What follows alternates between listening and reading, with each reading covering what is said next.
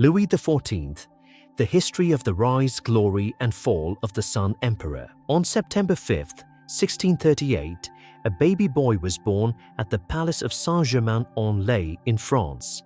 He was named Louis. It was a joyous day for the royal family, which had been waiting for an heir for many years. But no one knew then that this child would one day become one of the most powerful kings in history. His name would be Louis XIV, whom the whole world still knows as the Sun King. At the age of just 4, Louis defeated his father, King Louis XIII.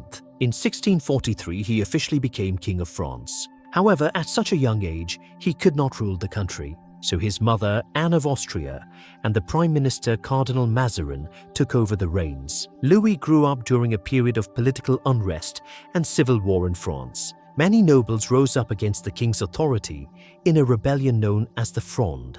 During this time, young Louis had to flee the palace several times and seek refuge in safe places. The experience left a deep impression on him.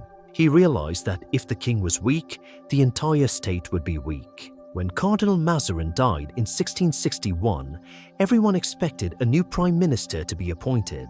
But Louis surprised everyone by announcing that he would rule France himself from now on.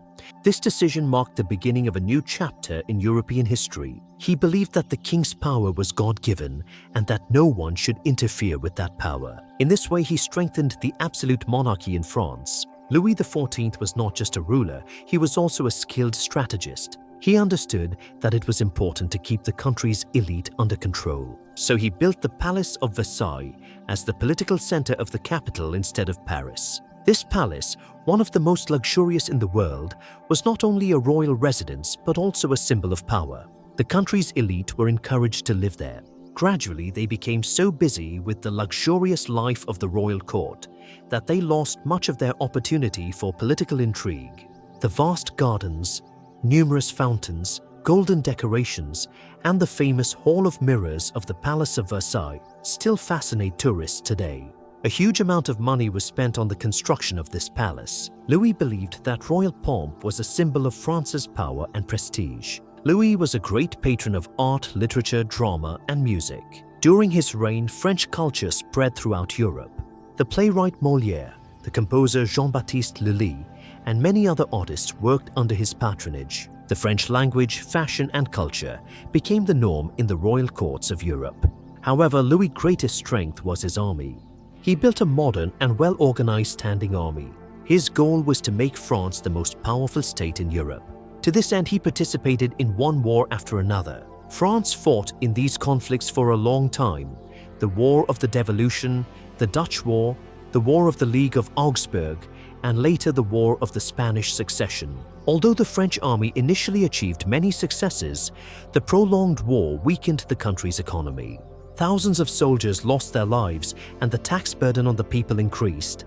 Louis was also strict on religious matters. In 1685, he revoked the Edict of Nantes, which resulted in the loss of religious freedom to the Protestant population of France, or Huguenots. Many skilled craftsmen, merchants, and educated people fled the country. This had a negative impact on the French economy and industry. Nevertheless, Louis's influence on the international arena was extraordinary. Many rulers in Europe followed his court.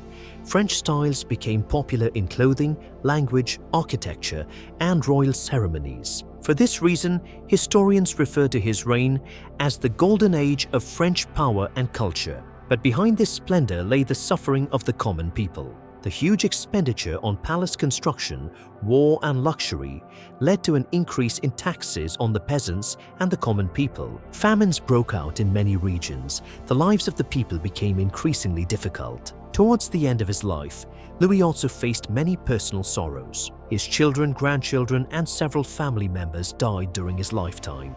This led to a succession crisis. Eventually, his great-grandson Louis XV was chosen as the future king. Louis XIV died on September 1st, 1715, at the age of 76. He ruled France for 72 years, one of the longest reigns in European history. Before his death, he advised his successor to avoid unnecessary wars and to prioritize the welfare of the people. Although Louis XIV died, his Palace of Versailles, his administrative system, and his cultural influence remain immortal in history. However, the huge debts and economic crisis he left behind later pushed France into deep trouble. A few decades later, that dissatisfaction formed one of the backdrops for the French Revolution.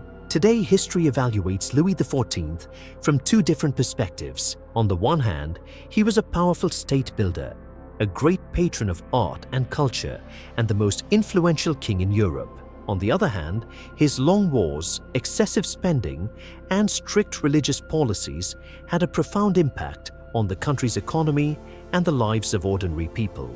Yet there is no way to deny one thing: Louis XIV was not just a king, he was a symbol of an era.